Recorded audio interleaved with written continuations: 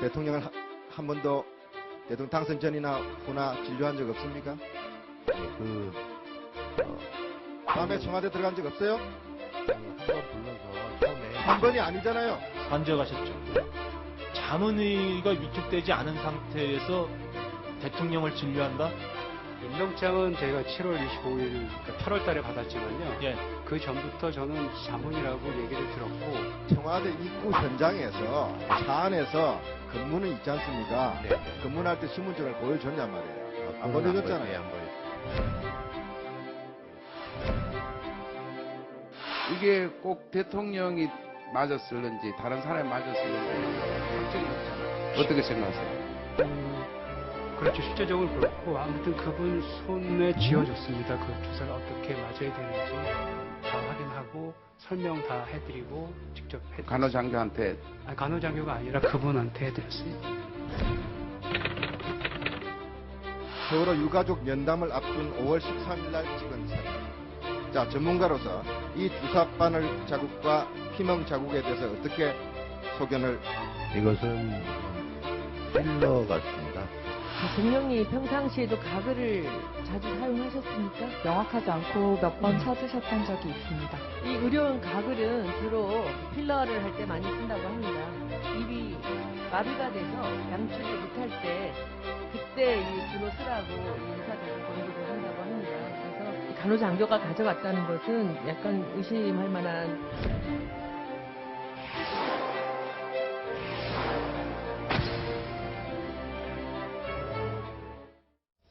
자, 이 이른바 비선진료 의혹인데, 네. 배혜림 기자. 네.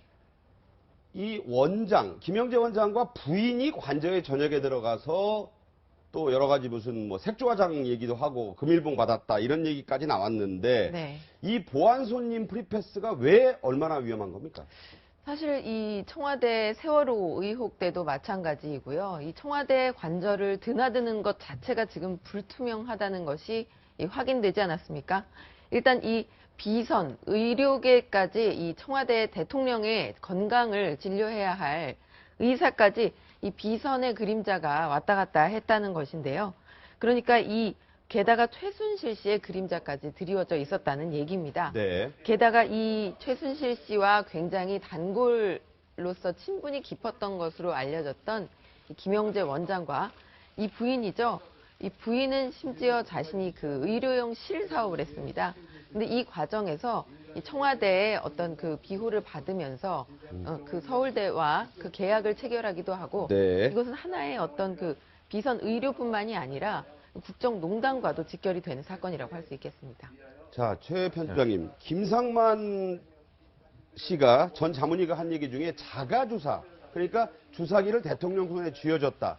이게 위험한 이유가 있죠? 그리고 방법을 알려줬다. 네, 놓는 방법까지. 그렇죠. 그렇다면 이제 대통령이 혼자 주사를 놨다는 얘기밖에 안 되잖아요. 네. 그 얘기는 굉장히 위험한 거죠. 주사라는 거는 사실은 그 여러 가지 부작용도 생길 수가 있고 그렇지 않습니까? 그렇죠. 그러니까 그런 부분을 그 필요하면 대통령이 거기 다 주치의고 있고 공식적인 그 의료 시스템이 다 있잖아요. 네네. 거기를 안 하고 대통령한테 혼자 주사 놓는 방법까지 알려줬다는 거는 그 자체가 뭐 사실은 공식적인 의료 시스템을 무시하도록 네. 그 얘기를 한 것이기 때문에 이제 굉장히 위험한 일이죠. 예. 이 야당 의원들이 원하는 거는 대통령의 뭐 비선 의료 체계 전반에 대한 얘기가 아니라 이제 하고 싶었던 거는 약물 중독 아니냐 대통령이 또 하나는 뭐 그 세월호 당일날 프로포폴 맞고 시술한 거 아니냐 사실 네. 그거를 물어보고 싶은 거였는데 이제 나오는 얘기들은 사실은 그거하고는 지금 좀 그 의혹은 사실 지금으로 봐서는 좀 많이 거리가 먼 것 같아요. 그래서 손혜원 의원의 경우에 이것이 팩트입니다라고 청와대 홈페이지에 내놓은 그것조차 본인은 못 믿겠다라고 하면서 저 각을 얘기를 한 거거든요. 네, 예. 양치질. 이렇게 뭐 필러 시술을 받으면은 칫솔질을 못 한다는 거죠. 그래서 각을 한다는 건데 중대본에 갔을 때 대통령이 입을 벌려서 여기 근육에 아무 문제 없이 말을 하잖아요. 했죠. 예, 말을 했잖아요. 그러면 그 팩트가 있는데 그걸 또 뭐 거꾸로 돌려가지고 필러 시술 때문에 양치지도 못할 정도여서 액을 갖다 줬다? 그건 저는 좀 너무 억측이다, 그건. 너무 네. 퍼놓은 의혹 제기라는 생각이 듭니다. 자, 그리고 김영재 원장이 알리바이, 뭐 골프 치러 갖고 그렇죠. 장모 시술했다 그렇죠. 했지만 예. 국회 현장 조사에서 네. 이게 사인이 좀 달랐다는 의혹이 나왔는데 일단 이것도 밝혀져야 될 중요한 얘기예요. 그 굉장히 밝혀져야죠. 지금 특검한테 지금 갔거든요. 근데 굉장히 중요한 문제 같아요. 이런 국정조사 현장 나오고 있지 않습니까? 그렇죠. 예. 김 씨에 대한 흘림체가 근데 본인 자체가 김영재 원장이 본인이 사인했다고 그랬다가 또 간호사가 했다고 그랬다가 행설수설했거든요. 그러면서 저 원본을 안 뺏기려고 굉장히 김영재 원장 측과 이제 고성이 오고 갔어요. 국회의원들 사이에서. 네. 그래서 결국에 특검이 출동해가지고 저 원본을 특검으로 지금 가지고 갔습니다. 그래서 그 필체 이제 국가수에 이제 필체 검증을 이제 하기로 했기 근데 때문에. 저건 원본을 봐야 한다면서요? 사본으로는 안 된다고. 그 하던데. 원본을 그 특검으로 가지고 갔습니다. 예. 그리고 지금 저와 관련돼서 지금 세월호 당일날 아침 9시 때에 김영재 원장이 장모를 시술하고 갔다고 했는데 그러니까요. 실은 장모를 시술한 게 아니라 청와대에 들어가서 좀 한 게 아니냐라는 지금 의혹이 첫째로 있는 거고요. 네네. 그다음에 두 번째로는 골프장을 갔다는데 골프장을 그렇죠. 안 가고 오후에 또 어떻게 다른 데서 좀 가서 있는 게 아니냐. 그거하고 이제 세 번째가 김영재 원장과 부인이 받은 특혜, 네. 보건산업진흥원장과 특혜입니다. 근데 특혜는 나중 문제고 제일로 중요한 게 세월호 당일날 9시 때 장모를 시술한다고 기록은 해놓고 좀 다른 데 갔지 않았냐. 이 의혹이 지금 굉장히 큽니다. 예. 근데 실제 저 의원급에 가잖아요. 그러면 의원이 본인이 그 의원 하나잖아요. 되게. 그렇죠. 그 의사가 그러니까 거기에서 본인이 정리해야 될 이런 것 저런 것들이 굉장히 많습니다. 많죠. 많다 보니까 대개 이 경우는 그 의원의 그 사인 같은 거를 간호사가 이렇게 평상시에도 대리로 해서 많이 정리를 하거든요. 저 해양정신성의약품 저 장부도 그런 식으로 정리를 하기 때문에 제가 보기에는 그냥 추정입니다만은 저 두 가지가 다 아마 어찌 보면 간호사가 그냥 이렇게 대리 사인했을 가능성도 있습니다. 매우 크다. 그러니까 있다. 우리가 지금 지금 얘기하는 거는 뭐 저 사인이 뭐 필적이 다르네 이런 거보다는 사실은 김영재 원장의 그날 4월 16일 날 동선이 지금 우리가 얘기한 것처럼 본인이 자꾸 골프 치러 갔다 그러고 뭐 이런 부분 있잖아요.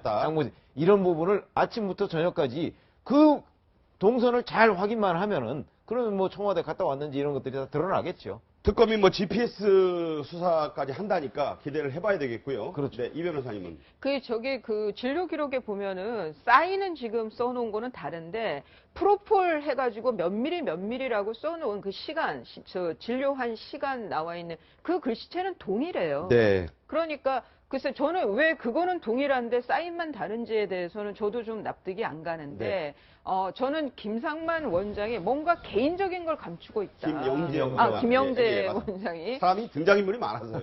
예, 그것 때문에 대통령의 7시간이 의혹 더 의심을 받는다고 하면 저는 김영재 원장이 정말 이실직고 해야 된다고 봅니다. 그래서 이런 것 같아요. 김영재 원장은 이제 본인 대통령의 뭐 의혹을 풀어주는 것보다는 더 중요한 게 본인의 의사 면허예요. 그렇죠. 그러다 보니까 알아갈 판이니까. 그렇죠. 그러다 보니까 이제 저런 문제와 관해서 의료법 위반이나 이런 게 드러나면 의사 면허가 정지되거든요. 네. 그러니까 지금 말씀하신 대로 바로 그런 부분을 숨기기 위해서 대통령의 의혹을 못 풀어주고 있을 가능성도 있는 거죠. 자기가 더 급할 수도 급하죠. 있다. 이런 얘기고요.